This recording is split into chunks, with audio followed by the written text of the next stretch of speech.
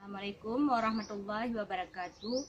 Nama saya Yusdiana, suami saya Badrudin. Pekerjaan saya menjahit dan suami saya bangunan. Terus dia kalau nggak ada kerjaan, dia pergi ke laut atau memancing gitulah. Terus anak 4, yang satu dah kuliah di PGSD, yang kedua SMP, yang ketiga SD, yang terakhir belum sekolah.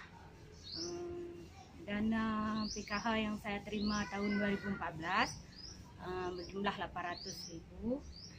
Sekarang tahun 2019 saya terima lagi 1.500.000.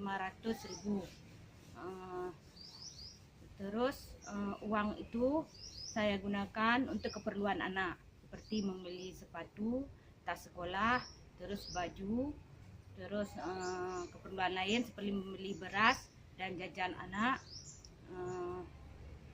Terus untuk berobat juga uang itu saya gunakan.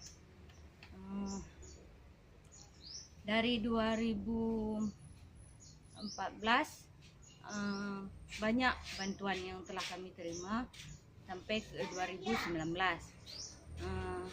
Terima kasih kami kepada Bapak Presiden yang telah membantu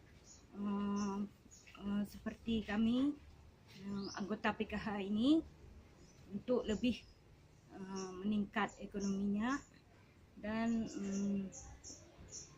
terima kasih sangat-sangat kepada Bapak. Semoga kita semua mendapat manfaat dari ini. Assalamualaikum warahmatullahi wabarakatuh.